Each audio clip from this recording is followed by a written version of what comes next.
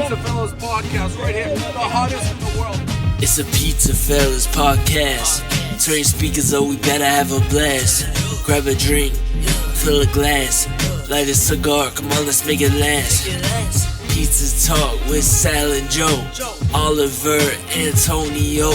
Pizza stories, they gon' tell us. Let's have some fun with the PizzaFellas. PizzaFellas Podcast right here, the hottest in the world. Are you seeing us? All right, guys, what's up here? PizzaFellas Podcast live from Alibi here in Bethlehem on 3rd Street. We got a little special event tonight.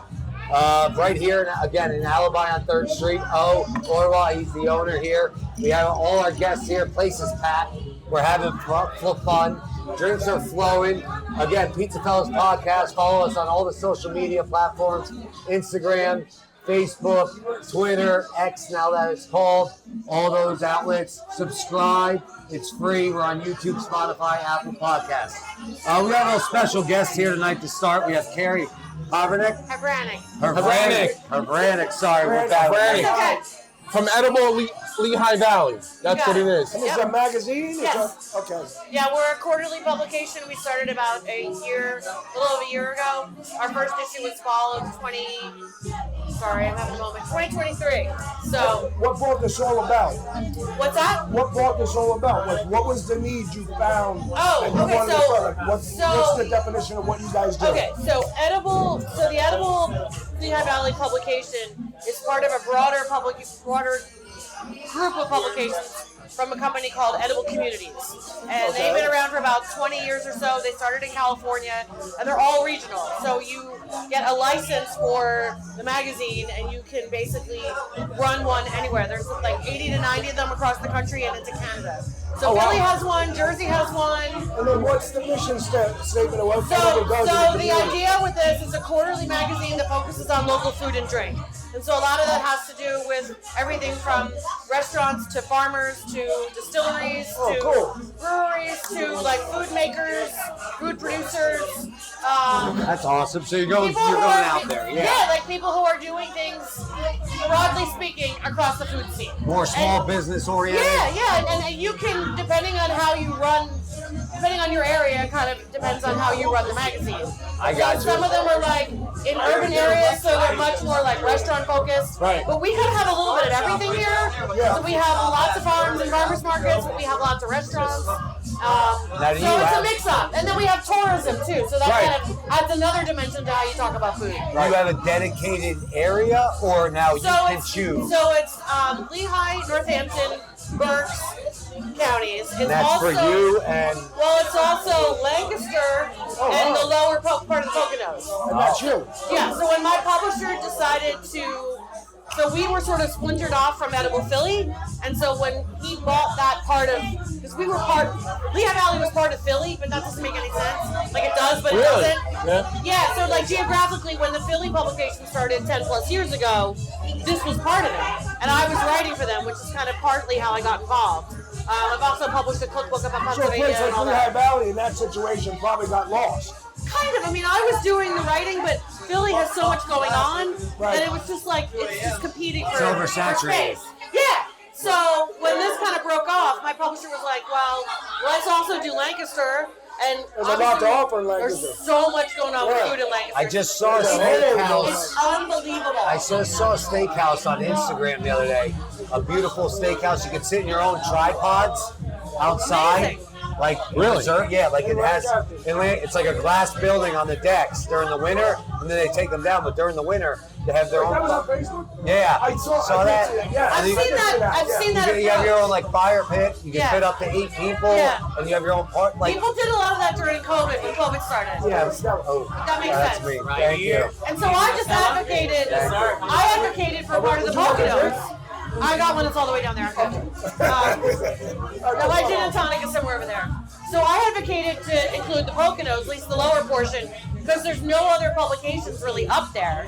And, so now in the Poconos, have you seen... It's a whole other world up there. It's tough. Yeah. Right? Right. There's gems. Really, there are. There are gems. We've barely scratched the surface because we're so young. I got you. So there's so much to talk about with food in this area. It's out of control. How many people are working with you, or are you like Is it like just you? So it's me. I'm the editor. My publisher, Patrick Duffy. He has a background in food. He's also an entrepreneur. He's British. He's owned a series of tea rooms in the UK. Came here a few years ago. Fell in love with like the concept of the publication. Was like, I want one. So it's me and him. He does all the ads and all the sales stuff. I do all the content. But I have like several really amazing photographers that work with us regularly. I have contributors that are bringing me ideas all the time. I've been in the Lehigh Valley for 20 years. I grew up in New Jersey. My parents. Where about in New Jersey? Well, I was born in Princeton, but grew up in South Jersey. Okay. My parents are from North Jersey. So I'm from North Jersey. And that is my parents. My mom was born in Jersey City. My dad was born in Bayonne. And so my understanding of pizza is filtered through the lens of the New York metro area. There you go. To bring it back to pizza. Right. So, so that's kind of. Now, what's some of the hidden gems in the valley that you would say you've been doing the past year and a half? Just in general? Yeah, you would just give shout outs. Well, this is still a hidden gem. I agree with that. Right? That's why we're doing it. I Ubered here. That's why we're doing it. Whenever I Uber here, like maybe I would say 1/3 of the time, people know what this is. And part of it is like, you know, it's a little incognito on the street. And I think that's part of the vibe. Yeah. God, there's so many places. So this past week, give us a gem you did this past week. Oh God, you overestimate my sociability. No, I'm just trying to think of what I did this week. That's a good question. What did I do this week? Get the planner out. I know, seriously, like I get my phone, look at my pictures. Somebody grab a phone. I know, like look at my pictures. Well, let's see. So we've been doing a lot of. I'm planning the next issue, so everything I'm doing is kind of around that. Right. So, okay, I can tell you where I've been. So we're doing a story for our spring issue on wine bottle shops. Okay. So that's part of like the wine expanded permit that restaurants can get. And so there's one down the street. And Wine bottle? Yeah, so wine bottles. You're not buying so it's wine, not a you're state buying store. the bottle. Yeah, you go in, you buy the bottle. It's a bottle shop. Wow. So it's not the state store. Neither are. No, so in 2016, the state added this ability for people to, if you had a restaurant, you could also get a wine expanded permit, depending on the type of restaurant license, like liquor license you had. Right. So it's been around, the legislation's been there, but it's just been taking a while to get everything kind of into action. Right. So PA Rye Company in Allentown has one. Yeah. B-Side, which is owned by Billy and Mr. Lee's. Okay. They have one. Cabinet in Easton has one. Bar Torino in Easton has one. I heard Bar Torino. Yeah. Bar Torino nice. They have one. It is. It's nice. I heard it's the really. pizza's good. Really? Yeah. Have you not been there? No. Where have you been? They got a rotating oven that You goes work up a lot. to like. It's from Italy. It's powered by gas. So it's perfect. Like We don't get to Easton a lot. Well, we're gonna fix that. I live in Easton. So Okay. I'll give you all. Well, Easton I'll give you all the does it hot right. tea. I I'll gotta give you do the that hot right. tea. The food and everything down in Easton, they do it right. And They they get do. it right for a very long time. Well, and a lot of that has to do with the fact that the growth in Easton of the food scene was very organic. A lot of it came straight from the farmers market, and that growth and chefs kind of starting restaurants and being there and being able to like walk to Center Square and get ingredients. Well, if you look at and it- really fostered a sense of community. Plus, Easton's very community oriented, Yes, yeah. and everybody is like. The idea there is very much like a rising tide lifts all Right. boats. Yeah, And yeah. that's the way it's got to be. I mean, you Well, know, that's how Easton and Phillipsburg are. You know, Yeah, they're very, like yeah. you said, community oriented. But if Allentown would base their farmers market, or not farmers, excuse me, their restaurants and all that. restaurants and all that off of Easton, we always say, where's it going? You know, because you go to Easton, you can hit up 20 fucking great spots. Lots of places. Yeah. Yeah. Bars, And you can all beautiful walk. You can restaurants. walk. You can spend days there. And they have No. the No, it's a lot. boutique hotels. Right. Yeah. And, like, I know it's crazy. it's awesome. Yeah. But it's a real destination. It is. It is. We went Yeah. to that, was it Wonderlust Brewery? The place with the park? Oh, yeah. With our- Yeah, that's in Forks Township. That's Fort Township, yeah. I know. We had a blast with Yeah, my it's a lot of family, fun there. with the kids. It's so much fun. I mean, we had a couple of drinks, a couple of Oh, this. yeah, Our kids yeah. were playing basketball, cornhole. Yeah, it's a lot of fun. And it's Apparently, that concept is like very popular in lots of other places that are much bigger than here. Yes. And so, like the owners, when I interviewed them a while ago when they first opened, and I interviewed the chef, and it was we were talking about it. We're like, yeah, people are telling us like, oh, there's a place like this in Austin. There's a place like this, in Portland or whatever, like weird city, cool city. Yeah. I mean, the owner to that place was basically collecting antiques and all sorts of bric-a-brac for that place for a long time, and then went out and purposely found certain things to like finish it off. Right. So it's really fun. It has this feeling of kind of being thrown together, but it's very carefully put together. What's your guys' goal for this? For this, I just want people to understand like that there's so much like what's here in terms of food, and get out and try it, and to shop locally and eat locally, and go to your local distillery or brewery, go to your local restaurants, try the farmers markets, find an ingredient you've never used before, cook with it, ask somebody to cook it for you if you don't know how to cook. Right. And there's always recipes in the magazine, like local ones, which people really love. So that makes it kind of fun for people to like see, like, oh, my favorite restaurant's chef has a recipe in here, or whatever. So what gives you your leads to where you go? Oh God, that's a great question. A massive amount of emails. It has to be some time. No, it's a great question. It's a lot of. You can get 200-300 leads in a week, and then you got to take the time. You got to it's a lot. It's a lot. And then you got to decide where you're going to It's go. a lot. It's a lot. Yeah. What determines it? Is it strictly what the lead says or what they tell you, or do you do any further investigation? Oh my God, no, it comes from everywhere. So a lot of it is me, and a lot of it is people that I know. I mean, one of my superpowers is that I'm a super connector. So, like somebody, like the other day, a chef around here, I'm not going to name names, was talking to me about something he's doing with his restaurant. He's like, do you know a graffiti artist by any chance? Oh. A graffiti artist. And I was like, of course I do. And so, so we were texting back and forth, and I waited, and like, he's just going to call me. And I sat and I looked at my phone. It was like 3, 2, 1, phone rings. So I was able to, connect him with a couple people that I knew. So a lot of it is people I know, or like 1 degree of separation. Like we did a piece last summer, and I connected with a farmer who runs the Monocacy Farm Project in Bethlehem. And he connected me, like, he just started blowing up my phone with contacts and sharing contacts, sending me pictures. I was like, whoa, dude, ADHD, let's slow down, thank you. So a lot of it is like just people I know, but then the people that they know, and the interconnectedness of just the scene. What drags it people. down to saying, I'm going here. Well, I want things that are interesting that haven't been really either talked about before or talked about in the way that we're talking about it. So, like, I'm not about to like just publish a story on a place because it's new or interesting. Like, what's going on that's really different? So the thing with the bottle shop is like, people don't. Buying alcohol in Pennsylvania is a clusterfuck. Yeah. And when I moved here 20 years 100%. ago, it's fucking crazy. So when I went to school in Boston, I went up there. They said, we're going to the Packy. I said, what the fuck is the Packy?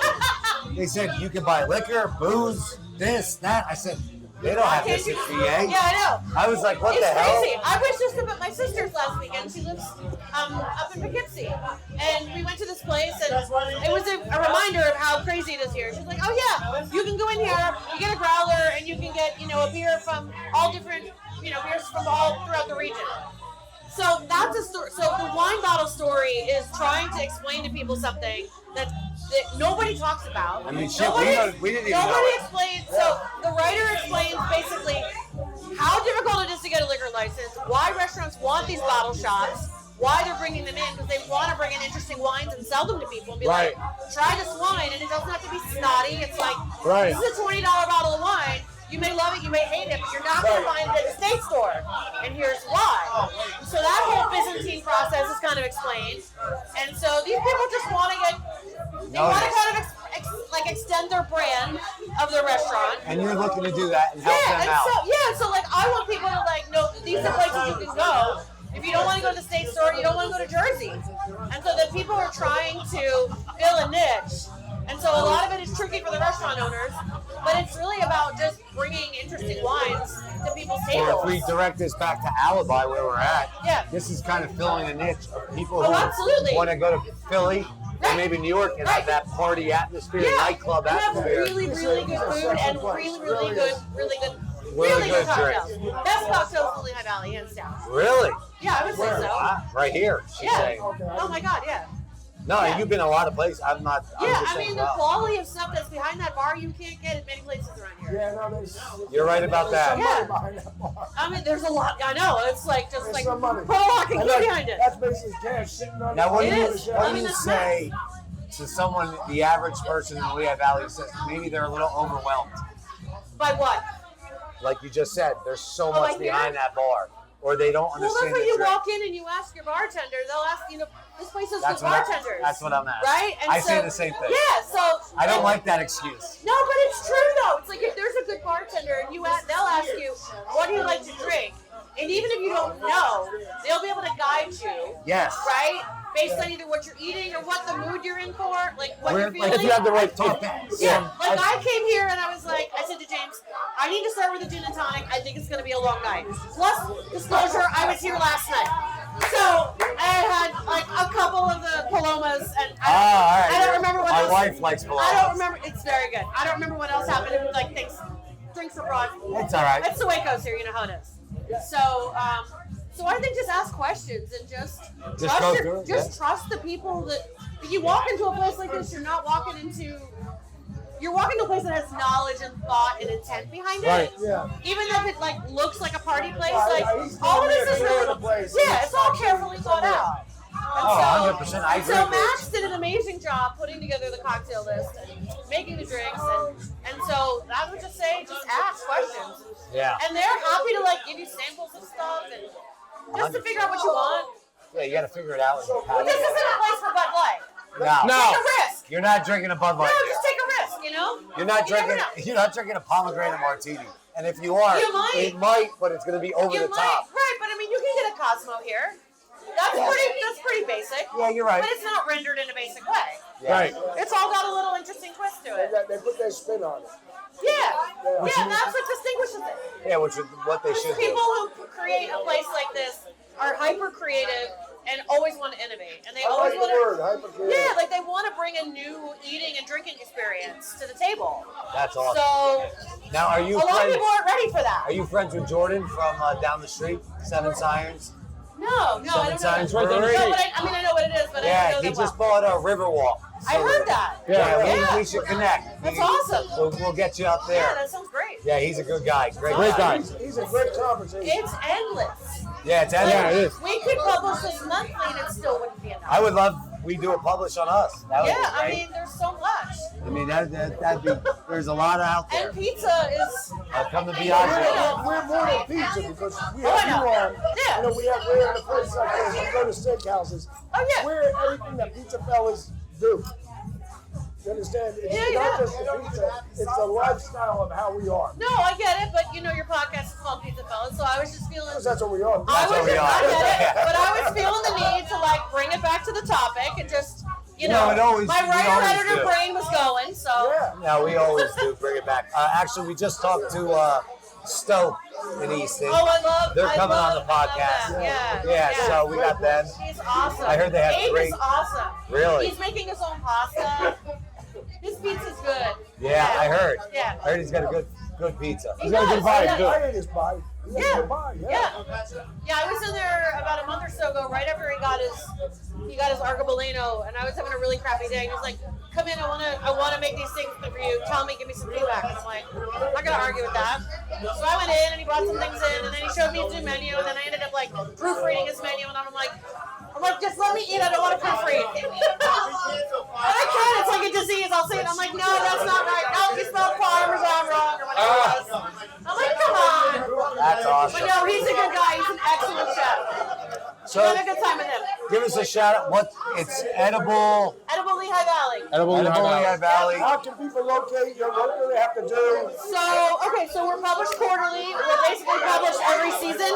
So our next issue is going to be in spring. So it'll be out like the first week of March. Okay. You can find us on Instagram and Facebook. You can find us at over 200 locations throughout the region. If you want to figure out where those are, you can get it here at Alibi. You can also go to the website. There's a spot down at the bottom where it says find a copy, and there's an interactive map that my publisher created and adds to every time we get more distributors. So if anybody's listening to this and you want to carry it, it's free. You can also subscribe it's completely supported by advertising. Awesome. So, Awesome. Yeah. Well, cheers to you. Enjoy the rest of your Thank night. you. Thanks for coming on. Absolutely. PizzaFellas Podcast. We'll be back in a couple minutes. We're going to get the owner, O, on. We'll finish up with that. PizzaFellas Podcast, special night out. Salute. Salute. We'll be back. Pizza Talk with Sal and Joe, Oliver, Antonio. Pizza stories, they gon' tell us. Let's have some fun with the Pizza Fellas. All right, guys, we are back. PizzaFellas Podcast here live from Alibi. Guys, I'm Sal Rufino. Antonio DeFlora. Joe Rufino, PizzaFellas Podcast, Big Sexy in the house. I'm John McCain. John McCain, head chef here at Alibi. All right, John, we were just talking to, what was her name? Carrie from Edible. From Edibles Magazine. Great girl. Great, awesome. Gave us a lot of info on what's going on in the Valley. What's your background? So my background, I spent about 20 years in New York working all over the city, mostly in the high-end fine dining. Name some of the places. I worked at Mom's with John George from Burlington. I worked at a place called Crew, which is an Italian tasting menu only kind of spot. Worked at the Guggenheim Museum, worked at 21 Club. But most recently, I worked at the Aviary, which is like a very high-end cocktail bar. So how many, 20 years you were there? Yeah, just about. Did you go to school? I did. I went to school in New York at the French Culinary Institute. Oh, wow. Okay. And how was that experience? It was great, yeah. It was, You know, pretty the exciting. reason I ask, you ever watch that show Bear on Hulu? You see that craziness. Yeah, Did it's you like experience any of that? Sure. 100%, right? Yeah, it's a lot of realism in that show. Even in sometimes in a bad way, but most of my friends in the industry, we don't like to watch the show because it's like going to work again. Yeah. So it's like a day at work. Yeah, you know what's funny about that is Gordon Ramsay, he always said, and I know you'll attest to this, when you tell someone to go fuck off, or they fucking did something in the middle of a restaurant or a chef atmosphere, even though when we own a pizza shop in our busy atmosphere, don't take it personal. Exactly. Right. Yeah. It's fucking shit that's got to get Over, done. everything's forgiven, And right? yes, That's exactly right. We yell and scream all night, but at the end of the night, we get a shift drink together, we're happy. you have a drink, you smoke a cigarette, cigar. Better tomorrow. Yes, Gotta Now have you- thick skin. you have to. You gotta know if something happens here, it's about not questioning it, it's about moving on. Correct. Because what you need to get to is success. Exactly. Now, what made you come to PA? So I came out here, I was a chef at Durham Springs, which is like a restaurant and a large wedding venue out in Bucks County. Okay. And what they recruit you from New York to get there? Yeah. So sort of friend of a friend was opening a place. What year was this? Chef. Recently? This is 2018. Oh, wow. So I've been out here since then. I came out here, I worked with them for a couple of years, and I opened the Wilbur Mansion up here. Oh, you You opened come the on. Wilbur Mansion? Yep. I was supposed to go there tomorrow with Bobby for brunch. And because of the snow, they got to cancel the brunch. It's a good spot. Yeah, great spot. And then, Real quick, not to interrupt you, but you're working in Bucks County in a wedding venue and fucking COVID comes. That had to fucking suck. it was a good 9 months where I was the only person in the kitchen. Oh, shit. Holy shit. And what the hell were you doing in the kitchen? Like from prep to cook. Yeah, just doing takeout. So I was prepping, cooking, Was that rough? serving. One of the owners was washing dishes, and yeah, we had somebody running food out to the cars. That was it. So you got an Yeah. industrial kitchen for catering Yeah. 500 people. Curbside. Yep, we're doing curbside pickup for 9 months.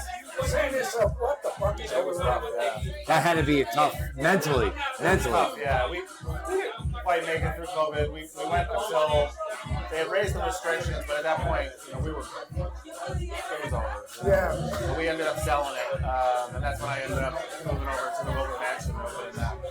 All right. The Wilbur Mansion, they recruited you, or you wanted to talk to them?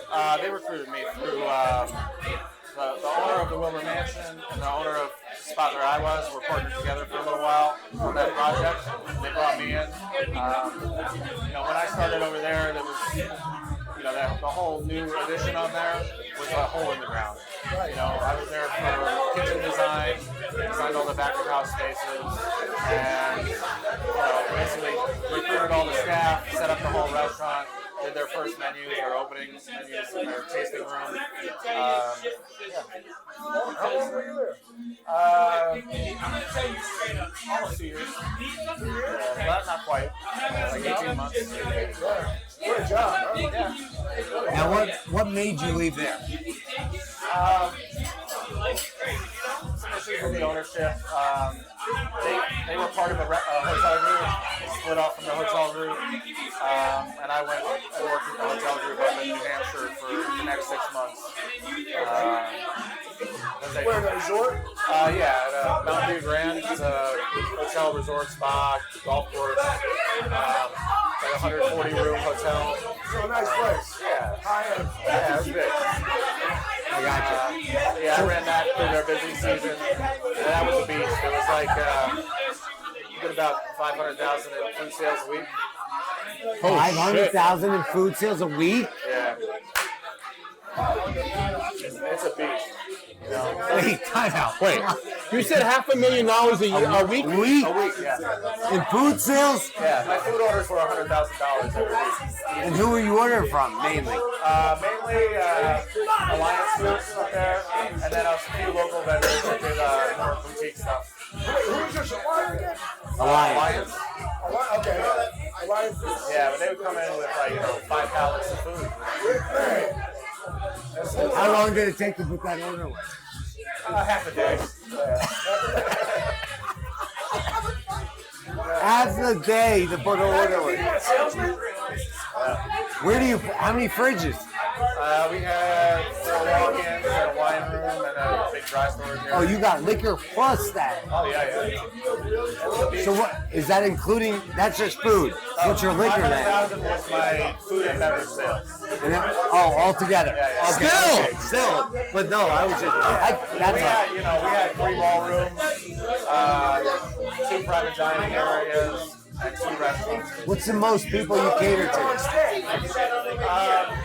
My kitchen staff is about 32. 32 people. How many waiters and waitresses? Now, service staff was almost as big as the kitchen staff.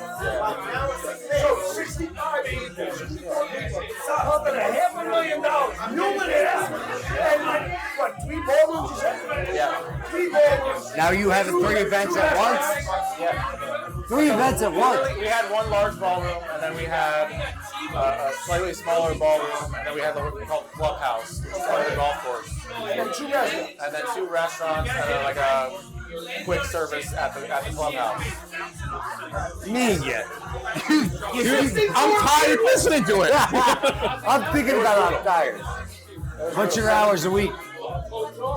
80 plus. 80 plus when you're doing it? Yeah. That's a hard job. Yeah. My first 3 months, I didn't have a sous chef. Oh. Oh my God. So you're on the line. So you've been through it. You were the bear. Managing everything, and you're doing it. Oh, yeah. Oh, God. Never stopped. What's the biggest party you guys serve? Like a wedding, like my wedding was 500 plus. 500 is about the most we could do. Yeah. 500. Most of them are like 200 to 300. I got married at the Crystal Tea Ballroom in Philly. Yeah, so they did a phenomenal job. Actually, till this day, people say it's the best wedding, best party, best food they've ever They had. allowed the rock concert to happen. The music started when we walked in, and didn't end until 3 in the morning. That's a cool venue. It is a cool venue. It's above the Macy's. I had a couple of my wife's cousins get lost in Macy's. They got security came and got them, but it's all good. So now you're in New Hampshire. What's your next step? Like, what made you leave? Just the grind? Yeah, so I was working with the hotel group, stayed through that busy season, and then came back down here to find my next gig. That's when I met Orwell. Actually through Max, who was our bar director. So I met Max through, I don't know if you know Vineyard de Norma. Vineyard de Norma, it's an Italian restaurant, just shut down. Christmas Eve was our last service. The chef over there was my sous chef at Durham Springs. Okay. So I was over there visiting him. I met Max. Max was just over there visiting. And he said, I got a project that we're looking for a chef. You should come talk to Owa. I came down here, met with him. I agreed to come on for 3 months just to consult before the opening and get him set up, and ended up staying. I'm almost a year now. So I got a question. You come from where you're at. You're talking 30 fucking 2 people. Right. 30 fucking 2 front house. Venues of 500, 600, 3 parties, all that shit. Everything you fucking did. That kitchen is not fucking what you're used to. When I left there, after he showed us the place, and I seen the organization. Yeah, by the way, we saw what you've done. And I'm like, that's fucking good. And now it all puts it all together. I'm like, yeah. What's his background? I'm like, yeah, who the fuck is this guy? Who the fuck is this? Honestly, we were here a month ago, and he showed us everything. I think we shook hands when you were there. Oh my God! It was the Pizza Fest. Yeah, I kept hitting him in the shoulder. But I gotta say, like when we went down to Coolers, the label, it reminds me of the fucking show The Bear. The guy's doing $500,000 a week with 64 people. Right. He's over here in a boxcar. Well, that's with a dishwasher on his back. Yeah. Well, that's that. But I want to ask you though, was it a tough transition? No, it's not tough. It's different for sure, but like it's nice to be hands-on again. You can see everything. Yeah. When you're before you couldn't. 30 people working for you, you barely touch food. You stand at the pass and watch the food go, make sure it works. I got you. Half your time is done doing paperwork, scheduling and dealing with HR requests and all that stuff. You don't really get to be in the midst of it. So this is nice. So it's nice. It's a little different. Since May, I'm working the pizza station every night. Now I got a question. You make the dough in house? Yep. We're pizza guys. Yeah. I make the dough. We use the Caputo Neapolitan flour. We use Caputo. It's great. Yeah. Although our oven maxes out about 800, so I've been thinking about switching to their. You have electric? It's electric. Yeah. We've been thinking about switching to their Americana flour. Yeah, we have that. I use Americana super because I like the higher protein. And then it's again, whatever's in your place, they can pour it for you. You like it, it's different what you want. What about that pizza I fucking made today? Yeah, well, that was with the Nuberon. So for our Sicilians, I made the best pizza I ever made in my life. Yeah. With the Sicilian, I want to go higher hydration. I want to go lower protein. And Nuberon fix it. And he just made a regular dough ball. Is that what you would use for like a focaccia too? Yeah. Oh yeah. Yeah. So basically we had about 9. So it's 19 quarts usually. What I did, I bumped it to 20. I added, he told me 19. I put another quart just because I wanted to see what would happen. And then you have the quart of oil at the end. Yeah, then we poured oil at the end of her. So the liquid, a lot of people don't know this, but how you know your hydration is the amount of liquid to the dry. Divide it, you know it, but the average pizza guy probably doesn't fucking know that. So the amount of, when you say hydration, they don't know that. So our hydration at that level, say we're at 75, close to that. When I made this pizza today, I cut the last. I'm telling you, I've only been doing it for 11 years. He's been doing it for 50-some years. I've known the business, but I've tried to get into it. It was probably the best pizza that I've had in a while. Just from the fucking crispiness of the fucking dough. We try as best we can to emulate like a true Neapolitan. But our oven's not, I can't get 1,200 degrees. So we still, but true to Neapolitan, we don't use any oil in our dough. It's just 3 ingredients. A little salt. Do you use sugar? What? No sugar. Good. it's kind of like with every No, I know. I'm just Flour, water, asking. yeast, salt. You know what's the best part is though? I'm glad you said that because a lot of pizza guys don't do that. Dry yeast, fresh yeast. We use fresh cake yeast. Yeah.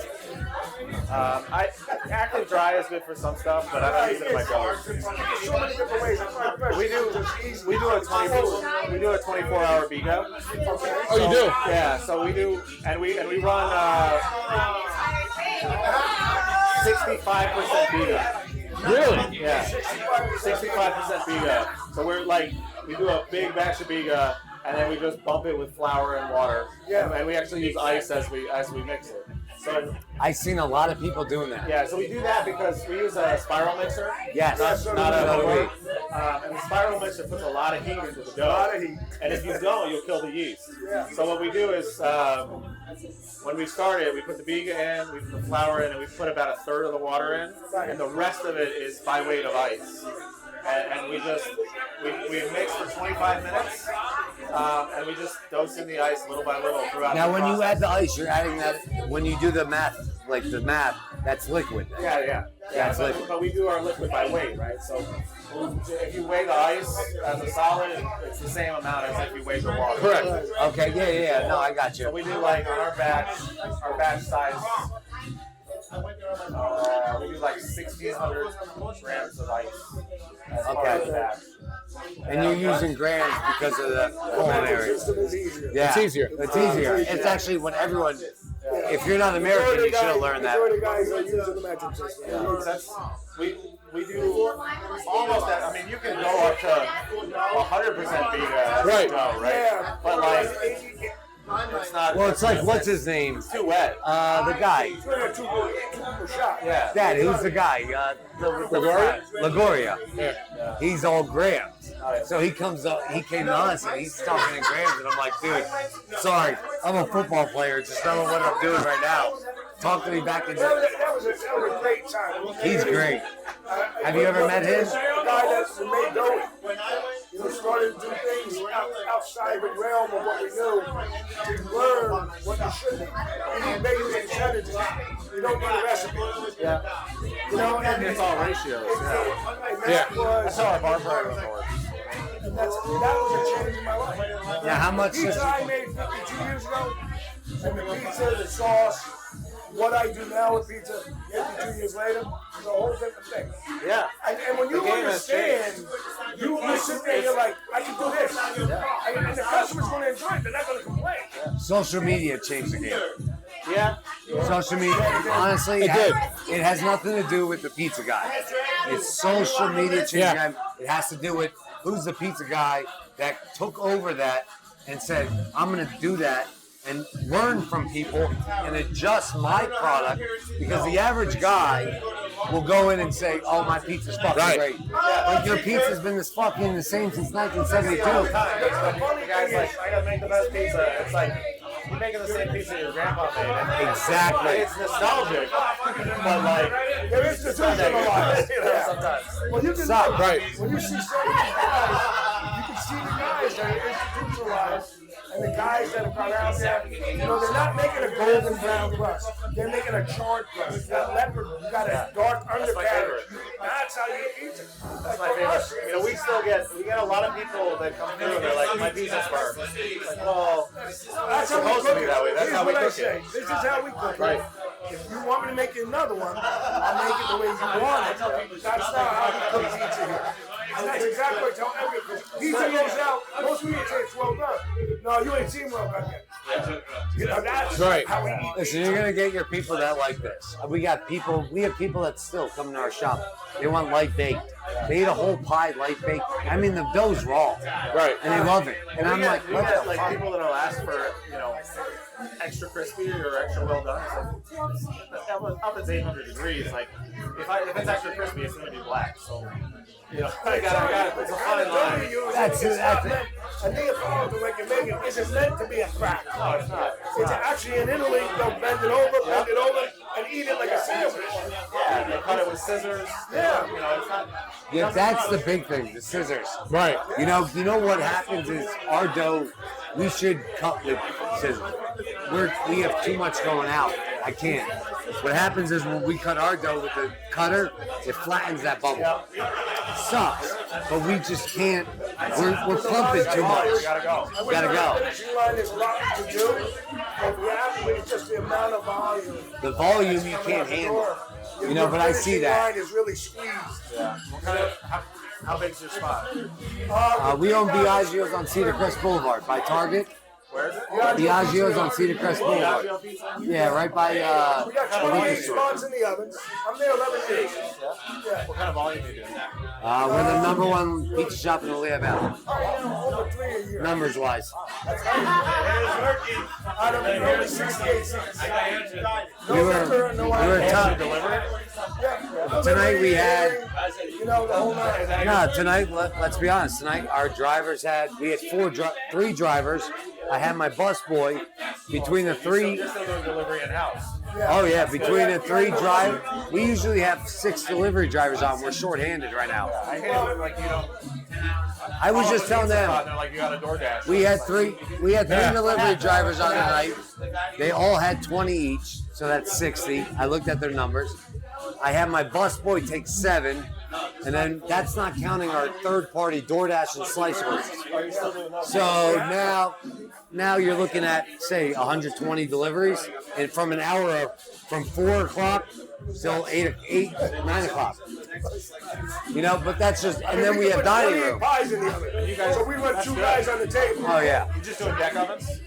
Yeah. I like Marcel. electric ovens. Yeah. I like He wants to electric, get the but electric ones. I tested my dough out. What do you got gas now? Yeah. Marcel's. Marcellus. Marcellus. That's nice. I have an SD660, and then I have the He has the bigger brick one. oven, the MB16. It's a great oven. They are good. Exactly. I wish I had that. I would love. Yeah, but I would love even to our have volume, some electric in The there. SD660 can't When handle you our can control volume. the percentages of heat to the bottom to the Yeah, top. that's nice. That is nice. And I cooked our dough on 2 different ovens like that. My God, the gum line, it's totally different. It's I mean, really not towing us, but how many pounds did you make today? Today was just dry product. 20. He did 265 today. I did 200 yesterday. So What are you using for mixes? I'm using a spiral mixer. Okay. Yeah. I have a giant spiral mixer. he calls it Trixie. Oh, no. I can handle, at one time, I can handle 250 pounds of product. Nice. That's dry and liquid. Oh, it's Yeah. And here's the best part. I priced out a Hobart. Hobart wanted $38,000. I wanted to test it out this. What's that? That's either like 80 quarts. 20? Oh, they're 80 80. quarts. 38,000.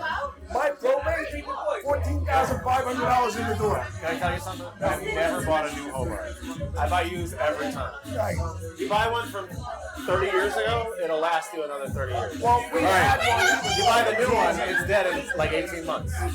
I realized You gotta we get the needed old to get ones. a bigger mixer. So after going and seeing different ones, I chose this one probate. Just think about it, 250 pounds of product delivered to our door, $14,500. The Italian products that put these products to shame, you know why? There's not a lot of heat under them, so they're selling cheap. Marcel, Over at the Wilbur, I had a Star Pizza. I had a spiral mixer called Star Pizza. Have you seen those? yeah. They're pretty good, but like trying to get any customer service is Really? Probate, they have a good setup. Yeah, probate's good. I mean, I'll be honest. When we used to do the Hobart, we'd be like, all right, you watch the spiral mixer cook. There's times like if he's making dough or if I'm making dough, no, you get stuck watching. And the noise You're is like- coming. you're like- It's like it's having sex with the dough. Yeah, Yeah. No, I mean I know when my dough's ready by the sound. You know, I mean, Yeah. Pop, pop, pop, Yeah. pop, pop, pop, pop. And the transition from slow to fast, Right. is the speed. Hobart's great with a dough hook if you're doing a dough ball for like one big Yeah. petard or something that's going to be like one ball of dough and that's going to go in the oven, right? But as soon as you're going to like make a big batch of dough that you're going to divvy up, it's not mixed right. I don't know. It's It's a whole different. a whole You different. want to get not. the temperature And I of love a that. Hobart, but for other stuff. Yeah, it's not what you need is a spiral. You look at TikTok, you look at all the fucking Instagram, everyone's got spiral. And the best is when you do the dough, you got you gotta have All the when you points of pull friction it. you have. You know when with a whole you ball, you have cut, 2 do it. points of friction. In a spiral, you can have 4 points of friction. The bowl's spinning. You know what I mean? And then the wall of the bowl. You have the knife down the middle, and then you have the rod. Does your spiral mixer have a bowl scraper on the side or no? Yeah. Mine doesn't. This thing has it in the middle. Has a knife in the middle, not on the side. So some of them will have, they have the post, and then they have the Oh, they have another and then they have a bowl No, scraper we that do rolls that out. by ourselves. With oil, just put your hand, oil your hand up, go in, cut it with a knife, stretch it, put it on the table. You know what I mean? If you go on Facebook and follow us, Biagio, you'll see him. He's taking Instagram photos, Facebook videos of him taking the dough out. You'll see 200 pounds of dough on our fucking table that we're cutting out. You know what I mean? And then we're doing different times. I mean, we do a lot. I mean, real quick, before, like, I'd say a year and a half ago, 2 years ago, he came to me, he goes, I think we should just do one size dough, right? I was like, okay. So we had small, medium, large, Sicilian. I said, yeah, let's do one size, make it easier, right? We're thinking about it. 2 months later, we have personal, small, medium, large, Sicilian, Detroit, this, that. I said, well, there goes for the one bucket thing. We got color coordinated kids. It's just, but it's good. It's just funny. People look at us and like, we got guys. His owner's from Anna Capri. No, it's easy. It's actually easier that way because because you see what you need to make. So it's all color coordinated. Everything's coordinated. Oh, nice. Everything's color coordinated. So many people don't do that. It's like it costs you a little bit up front, but it makes your whole life easier. You know what you need. All the dough's dated. It's all color coordinated. It's like the blue stack's a little low, Yeah, no, it makes it, but it's funny. His owners came in, show us their new flour. Good flour came in, right? And he's looking, he's like, why the fuck are all these tins? I'm opening up fridges. I was like, this is how we coordinate. This is medium. This is, it's like, no one does this. That's the owners of Anna Capri. They've never seen it. So it's funny. So they figured out how they were going to do it 20 years ago, and that's how they do it, and they never learned. And they do the same thing. Right? The same thing from personals on up. Everything is coded, or you can see what you have. As you see in your business. You guys use a dough ball former, or you do it by hand? We used to. I used to have it, but because We can't when handle our dough. When I switched to Caputo and I changed that hydration rate on some of the mixes, it was beating the dough out. Okay. So it's just better when you use our hands. Now they have that new one. I saw that you shoot it down. That's an expensive set. It's an expensive fucking thing. Yeah. You ever heard of Nino Caniglio? He owns Caniglio's over in, where's that in Jersey? Morristown. Okay. When he showed us at his grow room, he can do 500 pounds of product. All right, in his mix. 5 bags. So plus the water. He has the filtration machine, pushes the button. This is how much water goes in there. It goes right in. Takes it out, cuts the dough in tub, drops in the machine, the balls come out. He has a table, his rolling table is probably like 5 feet coming out, going out 10 feet this way. Wow. And then cans all over there. The guy's amazing. And the guys who work for him fucking love it. That's the biggest difference. You don't find that a lot here around here. 4-stack electric ovens. Okay. 4-stack electric ovens. They respect the dough. They respect the pizza. Correct. They respect the art of being a pizza guy. So with my background, right, I work in places where like we care and we try to do the best that we can with everything we're given, right? And the whole point of like what we do is to like showcase the product and present it in a way that you can be proud of, right? And I find that you get there's 2 types of employees that you get. You get people that are just like don't care and they find their way out, right? Yeah. The people that care, they have a sense of pride about it and they stick with you Forever. And they will, they'll go with you to the next restaurant and the next restaurant because they see that, like, if I work for this guy, I can be proud of what I'm doing. Right. I feel like every day I go home and I just have a sense of accomplishment. They respect the paycheck coming in that pays for their family. Yeah, but the paycheck is a piece of it, right? Yeah. The paycheck is one piece of it, but They respect what you're doing in the if product. you come in and you feel like, you know, every bit of care that you put into the product is appreciated by the people that are paying you, Right. then it matters. You love what you do. You love what you do. You love what you do. I gotta say one thing. When we close this out, I gotta order a pizza. Listen, you're right. You gotta love what you do. Now, at the end of the day, quick, when you're, I hate to do this, but I'm going to tell. Normally we cut pizza at 12, so I'm going to tell them not to shut the pizza off until. all right. If you tell them make a margarita. Yeah. Okay. So as you Oh, go, it's at 12. Jesus Christ. yeah, go ahead, do that. So as you do that, though, as you come in, you're in Alibi, you're here with O, the experience is here. Any certain food that what's on your menu that you would say to a customer that's listening to this, come out and try before you Say again. So now you're here at Alibi. You're here with O. Let's promote Alibi. You're here. You're the head chef. What's the food that we should try when we come in? What are you most proud of? Everything, really, right? Yeah, but you know, there's a sense of pride about everything, but for me, it's the stuff that you. Great dishes. Yeah, I mean, Everything's great. you don't want to look at what our top sellers are. I mean, like they're good, right? But like, you know, it is a bar, right? So we sell just a crap load of sliders and truffle fries, and you know, those things just move on their own. that's a mover. That's not my favorite stuff. No. Right. But to me, it's the stuff that's like the fried artichoke. That's just killer. I love artichokes. So we do it like it's like a Jewish Roman style. Okay. So like in parts of Rome, there's large Jewish populations. Correct. And you know they wouldn't use any pork fat or anything. So like they would deep fry them in olive oil. And then so basically twice fry the artichoke, right? So you trim it down, you peel the outside, and then it's usually like a long stem artichoke. Yeah. And then you low poach it in olive oil to cook it through, soften it up, and then you open up the leaves to like make it bloom like a flower, and then refry it at a higher temperature to crisp it up. And it's beautiful. You know, it's just such a simple thing, but it's so good. So delicious.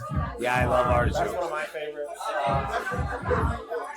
And you know, the stuff that I really like is the stuff that, you know, we change it out all the time, but like when we first opened, we had a beef tartare. That was beautiful. It was a Wagyu beef tartare. Then we switched it up to a roasted brulee bone marrow. Oh, wow. That was really good. So we'd roast the bone marrow and then crust it in sugar and torch it with a little bit of fennel pollen on top. It's just delicious, you know. Toasted bread. Now we've switched to do a carpaccio. So we do I love that. Cernis major, which is like a shoulder tender, crusted in smoked black pepper, and slice it. Just brought it into the shop. Huh? You said Travis Major? Yeah. Yeah, that's like the filet, the poor man's filet mignon. Yeah, they call it petit filet. Yeah, petit filet. It's an excellent product. It's beautiful. Absolutely out of this world. We get ours from I forget the name of the ranch, but it's all grass-fed, Demcoder Ranch. Yeah. Well, it's grass-fed, and then they do a grain finish or right before they slaughter it. You know? But it's a really beautiful product. So overall, your experience here at Alibi has been great. It's been great, yeah. But I guess my point is, you know, the obscure things are what I love the most. You know what you got? Three guys, these three, me and these two, like we're just like this quiet. Yeah. You know what? No, we're thinking about the food. Yeah. Right now, I'm thinking about the pizza. if you were at our house, and this was like a podcast at our house, we'd be having that right now. Yeah. It's like we do breaks, we eat. Go get some food. Yeah. All right, well, John, hey. Thank you Thanks for again. coming on. All right. Love meeting you. I'll come back out with some pizza in a couple minutes. Hey guys, PizzaFellas Podcast, live here with John, head chef at Alibi. We're having a great time. His Placing thing, his his hat. mic, his mic. He's going to go make some pizza and stuff for us. That's why he's leaving quick. But again, thank you guys. Mike, you're out? Mike, love you. Love you. Good night, guys. All right, we'll see you guys. Send that Thank text you. us tomorrow about that, all right? Pizza Talk with Sal and Joe, Oliver, Antonio. Pizza stories, they gon' tell us. Let's have some fun with the Pizza Fellas. Hey guys, we're back. PizzaFellas Podcast. We are again here at Alibi for a great special edition of our podcast. We are here with O. O, I've known you for fucking 20 years. Long time. How do you say your name? Ottawa. Ottawa. There you go. Ottawa. Right? So again, beautiful place. Thank you again for the hospitality. Pleasure having you guys here. It was awesome. The drinks are great. Your head chef, amazing, fucking phenomenal. Keep him somewhere or another. Ron is amazing. I mean, the knowledge. That is awesome. We're gonna get him back on, like again, back at home where we're in the studio, because he can talk, and which is great because he knows. He knows his stuff. He's talented. He's been in the business for a long time. Yes. Oh, yes. Very He good. knows Now, his shit. if we Nice go, and engaging. He really is. And If he's we- a human being. yes, in general. he's a good human being. guy. Yeah. He actually, when he talks to you, he knows his knowledge, so he looks at you directly, and he understands, and you respect that. Well, in his conversation, there's a Q&A. Right. Yes, Which is a good thing. You know? it is. There's a Q&A. In this business, you can't hide, right? That either you know your stuff or you don't. That's correct. That's correct. You're right about that. Now, again, we've done some crazy shit in this place. You know, Crazy. We don't Me- talk about it anymore. We don't talk about that. nah. You're married with 2 kids. Me and We you, don't talk it about don't matter. Me and you've done some stuff like right in that area. You know, we partied here till I don't 7 remember. I don't a.m. remember. But I don't remember. What's your vision, pal? What's your vision? So What's your I- desire, your goal? So I'll tell you how it started, right? I opened Essence Hookah Lounge first, 2009, coming out of college. Yeah. In the recession, I didn't know what to do. I figured out that this area missing something.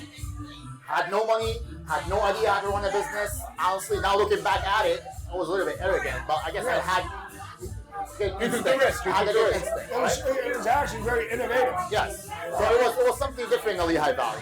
Nobody had a hookah lounge. Everybody before. Did you tell him to fucking move? Exactly. Sal? Year into it, when I opened Essence, I was 24, 25 years old coming out of college. Because of Essence, I got to travel a little bit more.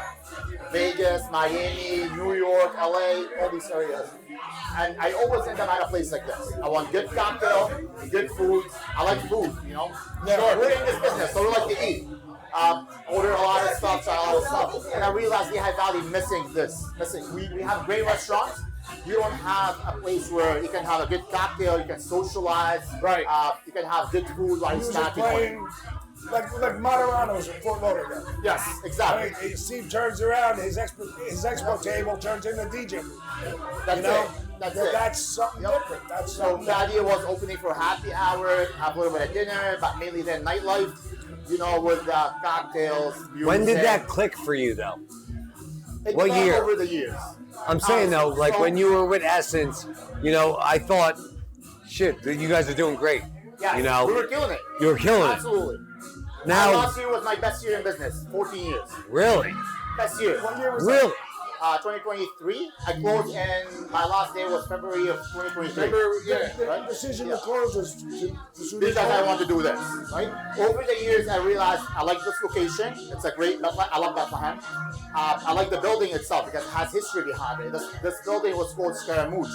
They used to rent costumes, the plays and Broadway shows and Yeah, whatnot. yeah. So I like the design of the building, the brick wall, the hardwood floor, all that kind of stuff. So I knew I wanted to do more. I had a business partner, ended up buying them out, and it developed over the years. It grew. I ended up buying a liquor license. I couldn't afford it when first I had Essence. I ended up buying a liquor license, and little by little, more ideas, traveled more, looked at So more you places. bought the liquor So license. You didn't have it in Essence, right? I didn't have No, Essence. no, it was BYOB. So it was BYOB, but you own the liquor license from COVID.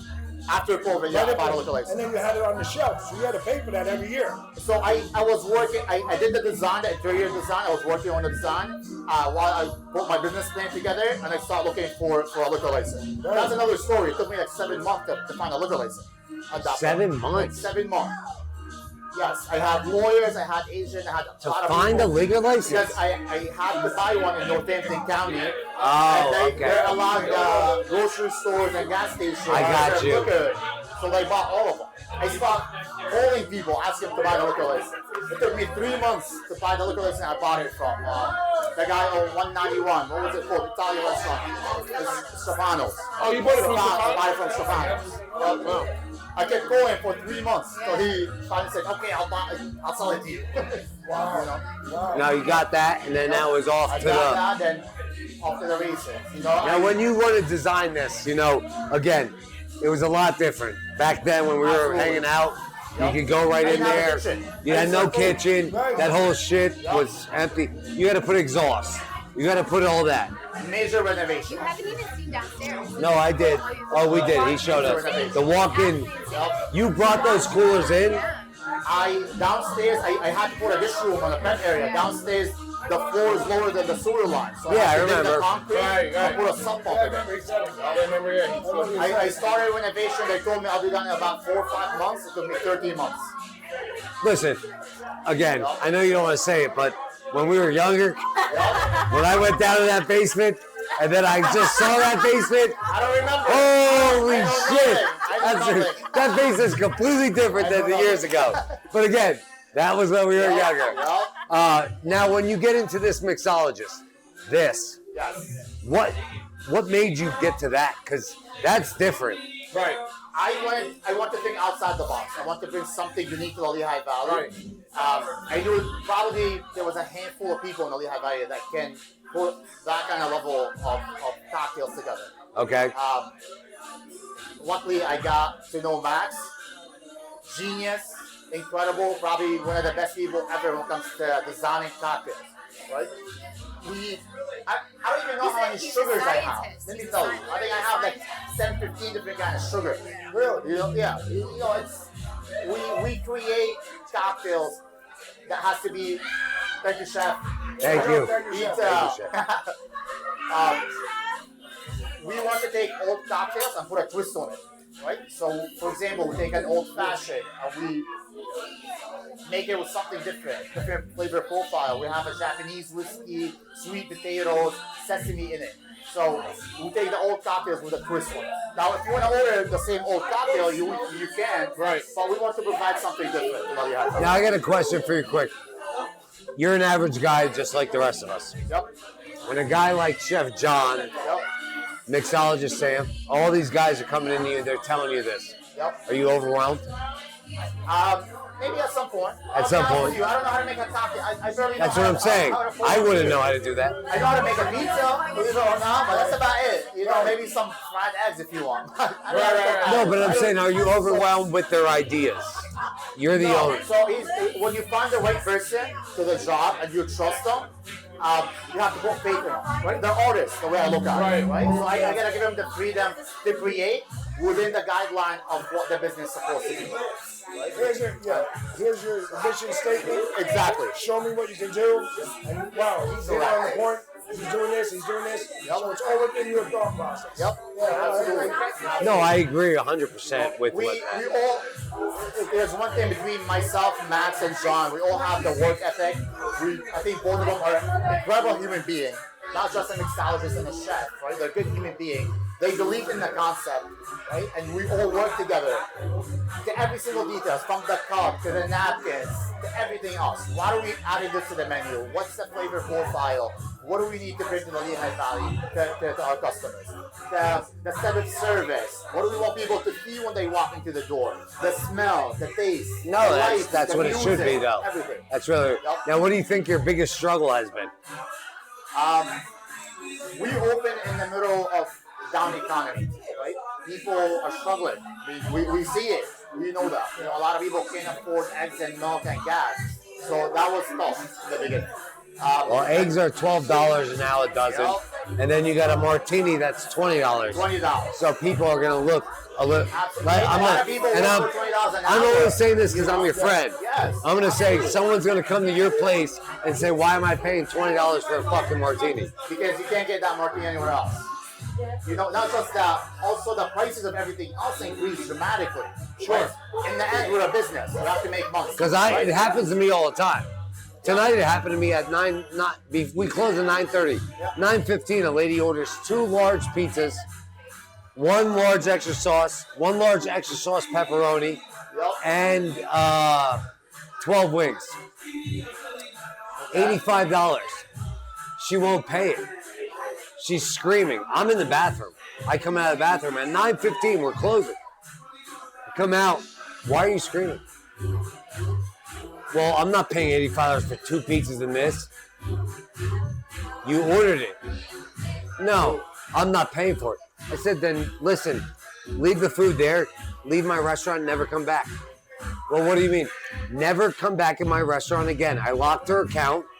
I gave the pizza and food away. I don't care. But for her to come at 9:15 and complain about that and not pay, idiot. You don't give her any more. You have a good piece of point. shit that get the fuck out of your store. Yeah. That's it. You're talking too much about shit. too much. All right. I think you have a good point, but she has also but it's not our fault, right? No, she doesn't have a good point though. Don't ever give that. I'll challenge me, but I'm gonna tell you why. Tell me. You are not allowed to argue with corporate companies when they charge you a price. So for you to think as a customer to complain to a small business, you're wrong. You're wrong. I'm with you. However, let's talk about your ass. No, we're not off challenge basis. you for a second. But I like Challenge you this. for a second. That's what a podcast is. That's what a podcast is. Before COVID, if you pay $85 for 2 pizzas and wings, that's crazy. Nobody can imagine to pay that. No. Right? But it's not our fault, right? That we have to pay Yeah, a we lot were more due. for the Yes. basic product, Yes. for labor, for insurance, They for don't know gas, that. for electric, Yeah, for everything yeah. else, right? The regular person does not understand that we have an overhead. You're right, You yeah. gotta pay the rent. You gotta pay that. No, I understand that whole thing. I'm just saying, though, at this point in time, it's just funny. Like, the reason I say this is because I talk to a lot of people that come here. And they always say, well, why would I go here when they pay $20 a martini when I can go there for $14? But I hate it. I back you up. I back you up and I say, you can't. Here's the thing I gotta say. If a person's saying how much they're spending for any fucking thing they want, you shouldn't be spending that fucking thing because you don't have the fucking money. There you go. And cheap is what a person does when it comes out, this cost me this. That person, you can't give them fucking knowledge because their pockets are so fucking short and they don't want to break their ass to make the money they need. So all they can do is go complain where they gotta go to have a great drink and want to bench. That's what's called cheap son of a bitch. There you go. That's it. It's not for you. If you can't pay the rent. Don't come here. Yeah. Don't go there. Same and thing. Don't come over here. I'm with you. Stick in your house. with you. Go buy your Jockman's vodka and make your drink. That's it. Like, Well, no, Vlad. we're Vlad. Yeah, but it's not like we're giving heat to idiots who don't We're not have the giving money heat. to spend We're just the saying money. it's a good story. You're not entertaining that person. When I didn't have money, I stayed at home, right? They shouldn't be here I if feel they for want to these people. complain about I $1. feel for these Don't people. come. I feel for these people, right? Because people are struggling for basic things. You know what I mean? So I changed my prices a little bit. I tried to lower it. You know, they accommodate. We're in a bad economy. People are struggling. So we're gonna accommodate it a little bit. However, if you just want vodka club or a beer or whatnot, there's a lot of other places that you can go to, a lot cheaper. What we offer here is elevated atmosphere, elevated. There's nothing wrong with that. I'm coming Listen, here. the whole spending thing I think is a crock of shit. Because me, Bobby, and Kong, the doctor, went to a place last night, fucking packed. We went to another place, it was wall to wall. So people are fucking spending the money. I don't care what fucking economy you're in. If people want to spend the money, they'll spend it.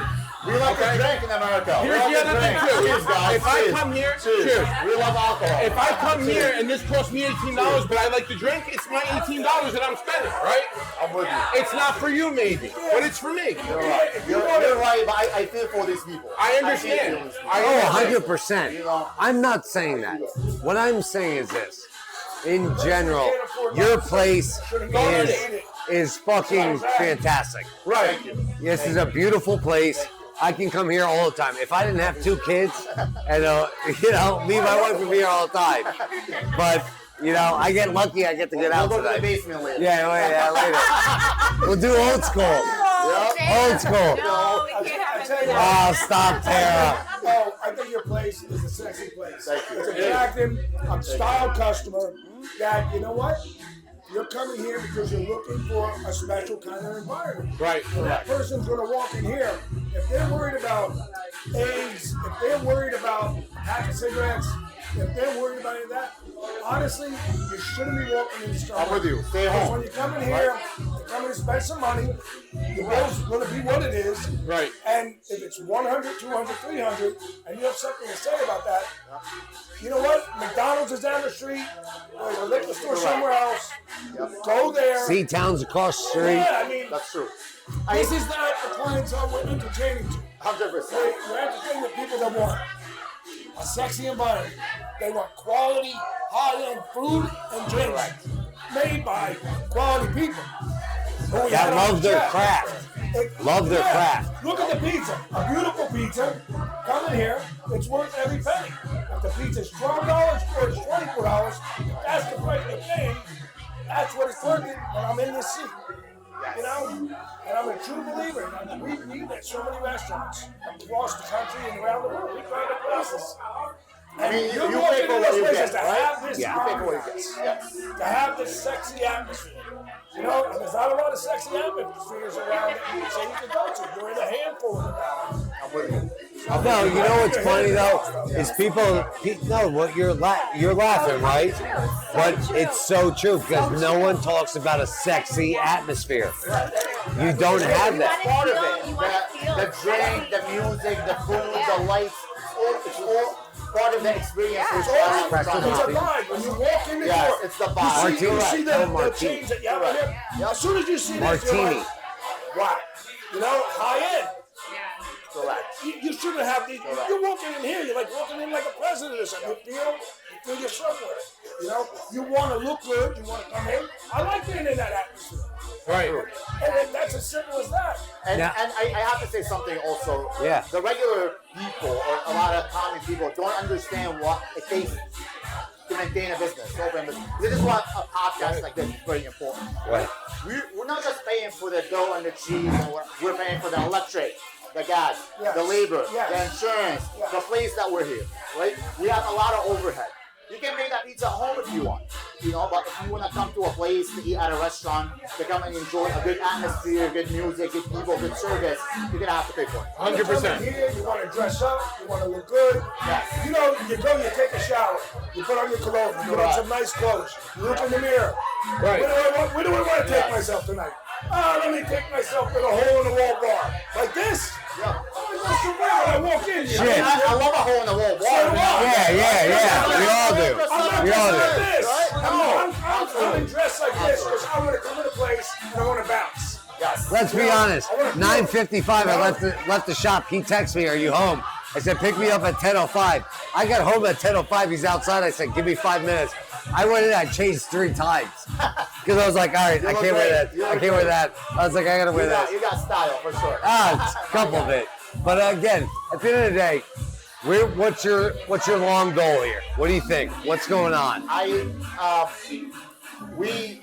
When we started the last couple of months, we lacked the marketing aspect of the place, right? We need to get the name out there. We want people to walk in here and experience Alibi.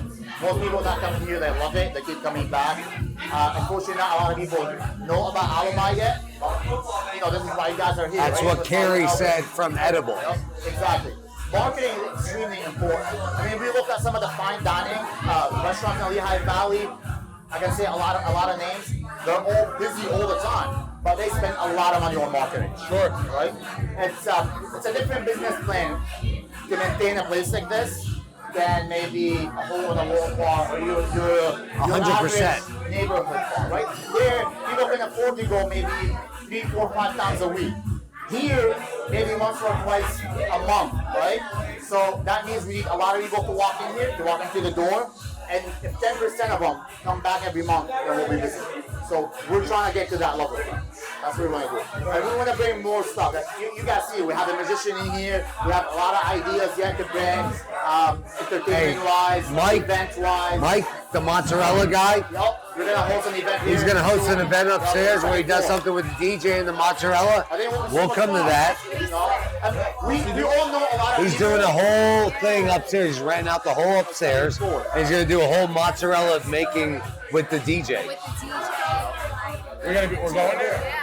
Why not? We all know a lot of people, family, friends, that we know that they go in New York on the weekends or Philly on the weekends. Now we brought that to the Lehigh Valley. Yeah, stay here. Right? Stay here. There's no reason to go. Listen, there's no reason. You're right. There's no reason. I know it's probably my third or fourth time here. Obviously, with family, you can't do it. But if I was younger, I'd be here all the fucking week. Where else we go? We have a lot of beautiful women in this place, that's for sure. I ain't worried about that. I got the most beautiful wife, so I ain't worried about that. Off the market. That's why you stay home. Yeah, no, it's not. I'm off the market. I just got a fucking. I got a great fucking family. By the way, your daughter is 1 month old. She's the youngest person ever been to Alibi. Yeah. Oh, that's right. That's awesome. Hopefully when she's 21, we'll still be here. Hopefully. We'll make sure of it. We'll hang out.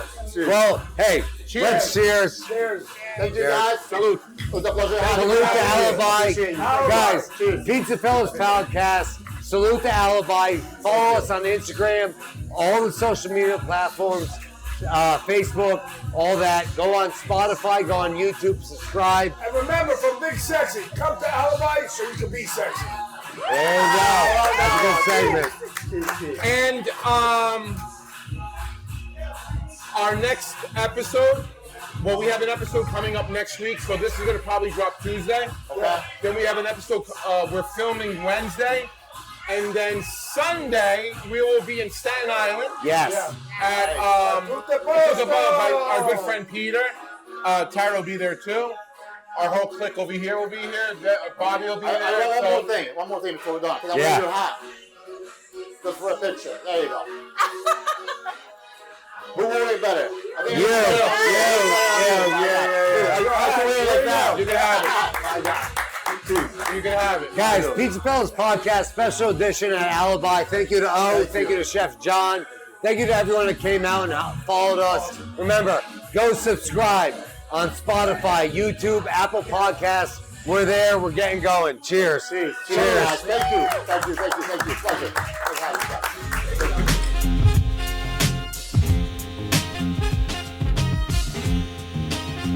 PizzaFellas Podcast right here, the hottest in the world. It's a PizzaFellas Podcast. Turn your speakers up, we better have a blast. Grab a drink, fill a glass, light a cigar, come on, let's make it last. Pizza Talk with Sal and Joe, Oliver, Antonio. Pizza stories, they gon' tell us. Let's have some fun with the PizzaFellas. PizzaFellas Podcast right here, the hottest in the world. Fire.